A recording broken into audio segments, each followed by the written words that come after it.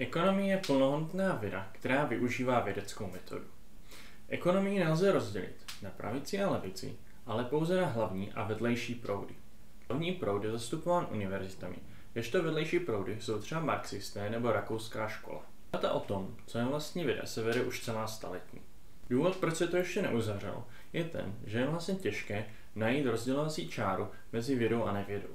Filozof Karl Popper navrhoval, že dostatečnou podmínkou by mělo být to, že teorie, tvrzení nebo fakt by měly být vyvratitelné důkazy.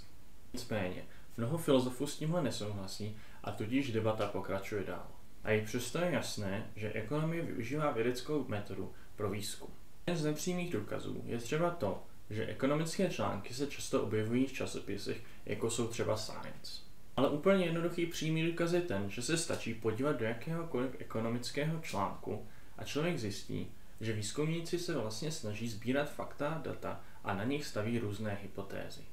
A pokud je to věda, tak proč vlastně nedokáže předpovědět příští krizi? Za prvé, ne všechny vědy dokážou předpovědět budoucnost. Taková paleontologie nepředpovídá vůbec nic. No, meteorologie se občas plete.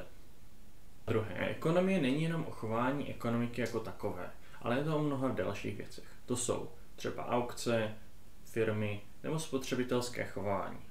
Makroekonomická předpověď je jenom malá část celé disciplíny.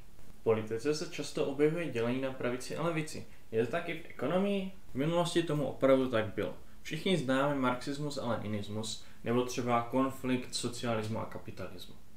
Nicméně dnes je tohle spíše politická formulace s cílem rozdělit společnost a získat hlasy. Samotné pole ekonomie se dnes samo sebe nepopisuje jako pravice a levice, nýbrž jako hlavní a vedlejší proudy. Hlavní proud, neboli mainstream nebo ortodoxní proud, je vlastně hlavně zastoupen univerzitami. A v Česku asi nejlepším příkladem, nejlepším zástupcem bude instituce GEI. Na druhou stranu vymezující nebo heterodoxní proudy jsou pak všichni ti ostatní. To jsou třeba marxisti, různí komunisti, anarchisti, nebo třeba taky rakouská škola a další libertariáni. Důvod, proč heterodoxní směry existují, je naprosto jednoduchý. V 80. a 90. letech se ekonomická obec sešla a dohodla se na základní metodice, kterou budou všichni dodržovat. To jsou například ověřování dat a podobně.